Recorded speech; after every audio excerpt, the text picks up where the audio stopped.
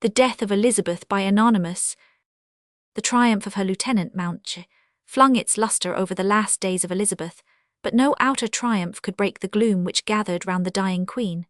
Lonely as she had always been, her loneliness deepened as she drew towards the grave. The statesmen and warriors of her earlier days had dropped one by one from her council board, and their successors were watching her last moments and intriguing for favour in the coming reign.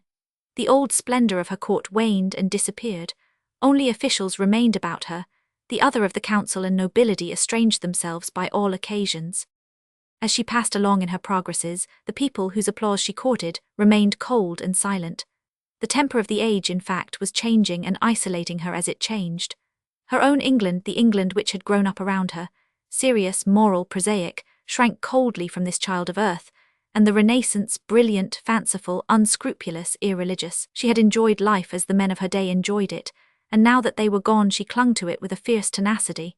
She hunted, she danced, she jested with her young favourites, she coquetted and scolded and frolicked at 67 as she had done at 30. The Queen, wrote a courtier a few months before her death, was never so gallant these many years, nor so set upon jollity. She persisted, in spite of opposition, in her gorgeous progresses from country house to country house. She clung to business as of old and rated in her usual fashion, one who minded not to giving up some matter of account. But death crept on. Her face became haggard, and her frame shrank almost to a skeleton. At last her taste for finery disappeared, and she refused to change her dresses for a week together. A strange melancholy settled down on her. She held in her hand, says one who saw her in her last days, a golden cup which she often put to her lips, but in truth her heart seemed too full to need more filling. Gradually her mind gave way. She lost her memory, the violence of her temper became unbearable, her very courage seemed to forsake her. She called for a sword to lie constantly beside her, and thrust it from time to time through the arras, as if she heard murderers stirring there. Food and rest became alike distasteful. She sate day and night propped up with pillows on a stool, her finger on her lip, her eyes fixed on the floor without a word. If she once broke the silence, it was with a flash of her old queenliness. Cecil asserted that she must go to bed, and the word roused her like a trumpet. Must, she exclaimed, is must a word to be addressed to princes? Little man, thy father, if he had been alive, durst not have used that word.